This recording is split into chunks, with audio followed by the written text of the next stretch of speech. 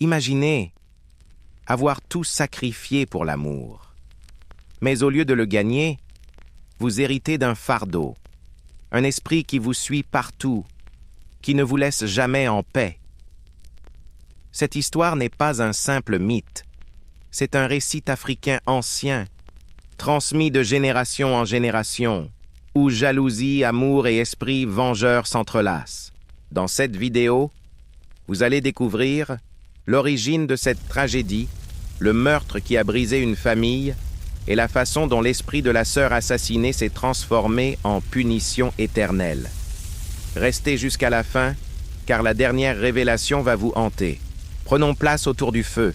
La nuit tombe, le vent souffle entre les arbres, et les anciens murmurent encore cette histoire, celle de deux sœurs, Amara et Djeneba. Imaginez, aimée au point d'être prête à tuer. Amara, l'aînée, voyait sa sœur cadette, Djeneba, briller sous tous les regards. Quand Malik, le jeune chasseur, choisit Djeneba comme épouse, la jalousie d'Amara devint un poison. La nuit, une voix murmurait « Si elle disparaît, tout sera à toi ».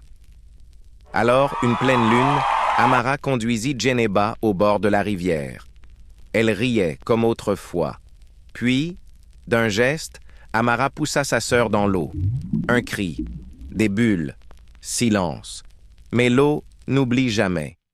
Dès le lendemain, Amara vit deux visages dans son reflet, le sien et celui de Djeneba. La nuit, une voix soufflait. « Tu m'as pris la vie, je prendrai ta paix. » Malik, terrifié, refusa Amara. L'amour espéré se transforma en malédiction. Les anciens consultèrent un devin. Verdict. L'esprit de Djeneba ne trouvait pas le repos. Amara fut bannie, mais l'exil n'effaça rien. Dans la forêt, son ombre n'était plus la sienne, mais celle de Djeneba. Les nuits, elle sentait une main froide, entendait un rire cristallin. Les années passèrent. Amara vieillit, mais son ombre restait jeune. Sur son lit de mort, elle murmura « Pardonne-moi, ma sœur ». Certains disent qu'elle sourit avant d'expirer. D'autres jurent avoir entendu ce rire, encore, comme un écho éternel. Et aujourd'hui, au bord de cette rivière, certains affirment voir deux silhouettes marcher côte à côte. Une vivante, une morte. Une en quête de paix, l'autre refusant de la donner. Dans bien des traditions africaines, on raconte que la jalousie n'est pas seulement un sentiment. C'est une porte. Une ouverture que les esprits sombres attendent patiemment pour s'y engouffrer.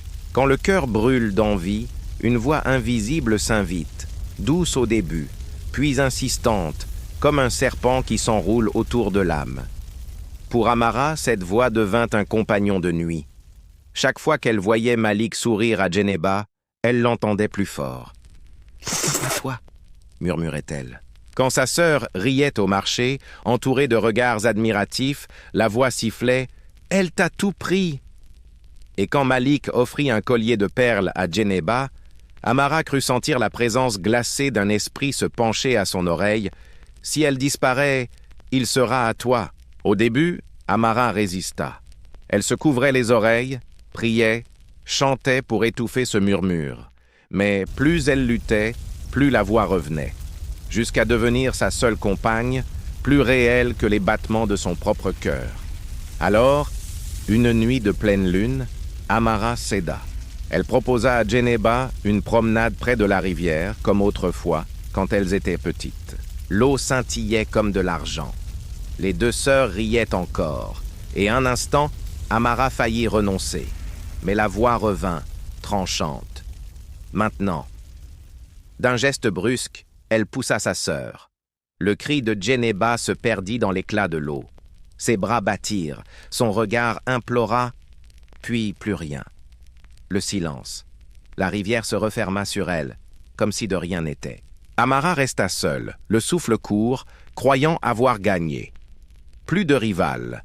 Mais ce qu'elle ignorait, c'est qu'en écoutant cette voix, elle avait signé un pacte. Elle n'avait pas gagné la lumière, seulement l'ombre. Djeneba avait disparu dans les eaux noires de la rivière. Le courant avait emporté son corps, mais il n'avait pas effacé son âme. Car dans les croyances anciennes, On dit qu'une vie arrachée par la trahison n'appartient ni aux vivants ni aux morts. Elle devient une ombre errante, liée pour toujours à celui qui a commis l'irréparable. Amara, persuadée d'avoir enfin gagné la paix qu'elle désirait, sentit pourtant dès l'aube une lourdeur étrange. En allant puiser de l'eau, elle vit son reflet trembler dans la surface, et derrière elle, un autre visage, celui de Djeneba. Ses yeux, grands ouverts, fixaient les siens avec une intensité glaciale. Amara recula, trébucha, mais quand elle leva de nouveau les yeux, il n'y avait plus que son image. Elle tenta de se convaincre que ce n'était qu'un rêve, une illusion née de la fatigue. Mais les signes se multiplièrent. Dans la cour, elle entendait des rires d'enfants, éclatants et clairs, sauf qu'aucun enfant n'était là. La nuit, alors que le vent soufflait à travers les branches, une voix s'insinuait sous sa peau. « Tu m'as pris la vie, je prendrai ta paix. » Amara se réveillait en sursaut, le corps couvert de sueur. Elle jurait avoir senti des pas derrière elle. Une main effleurait son épaule, un souffle froid caressait sa nuque. Plus elle essayait de fuir ses présences, plus elle s'imposait. Et Malik, le jeune homme qu'elle croyait enfin conquérir, se détourna d'elle. « Ton regard me fait peur, Amara, » dit-il en s'éloignant. Elle comprit alors la vérité cruelle. Elle avait supprimé sa rivale, mais elle n'avait pas gagné l'amour.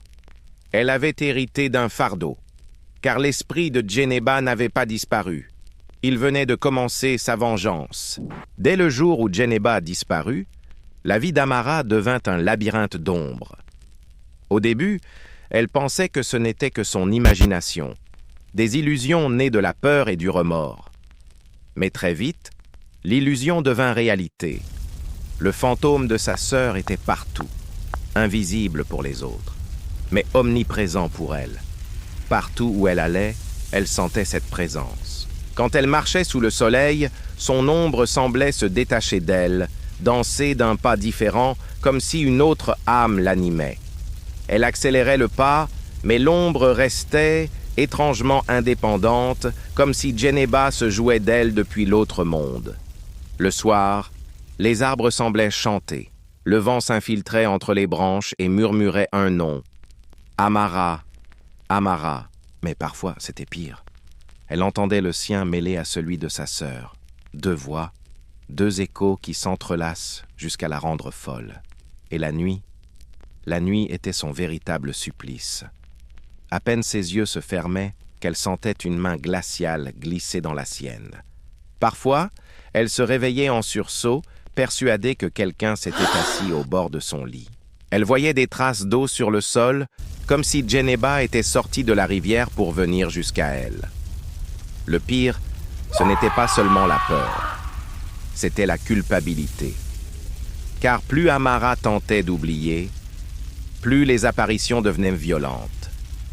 Chaque effort pour tourner la page nourrissait la rage de l'esprit, comme si Djeneba refusait d'être effacée de sa mémoire. Peu à peu, Amara comprit que ce n'était pas une simple hantise. C'était une descente aux enfers, une punition lente, implacable. Et son bourreau n'était plus de chair, mais d'ombre et de silence. La disparition de Djeneba ne pouvait rester un secret.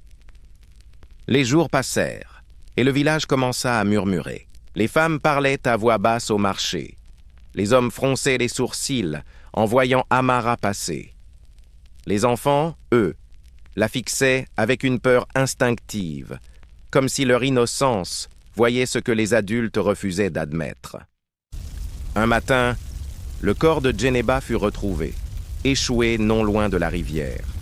Ses yeux grands ouverts semblaient encore crier justice. Le chagrin envahit le village, mais la douleur se mêlait à la suspicion. Pourquoi Amara paraissait-elle si troublée? Pourquoi son regard fuyait-il celui des autres? Alors, les anciens se réunirent sous l'arbre sacré. On fit venir le devin. Il posa ses cauris au sol, invoqua les esprits, et sa voix trembla lorsqu'il annonça: « La mort de Djeneba n'est pas l'œuvre du destin.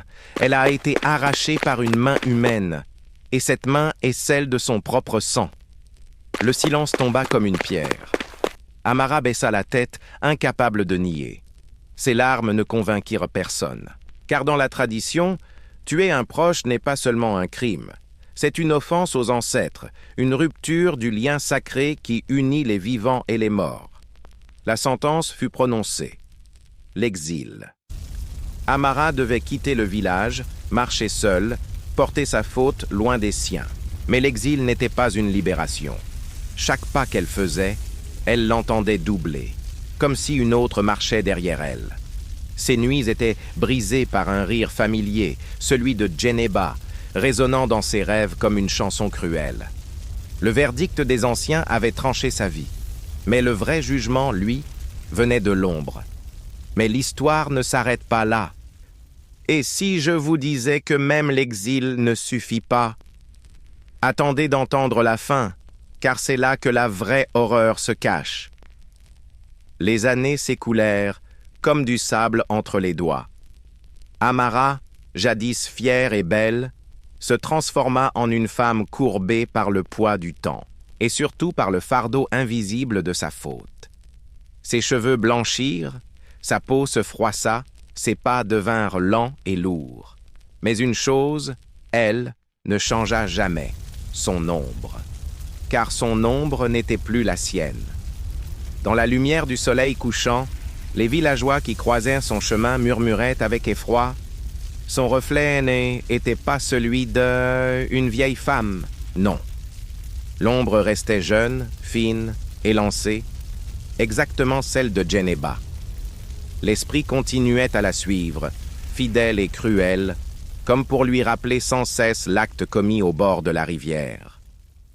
Dans la croyance ancienne, une âme injustement arrachée ne peut se reposer tant que la vérité n'a pas été acceptée, tant que le pardon n'a pas été gagné. Amara avait été condamnée à vivre cette vérité chaque jour de son existence. Elle ne pouvait ni fuir, ni oublier. Son crime, c'était sa prison. Au soir de sa vie, alors que son souffle devenait court, Amara s'allongea sur une natte de raffia. Son regard se perdit vers le plafond de terre battue. Elle leva une main tremblante vers le vide, comme si elle voulait saisir quelque chose. Ou quelqu'un.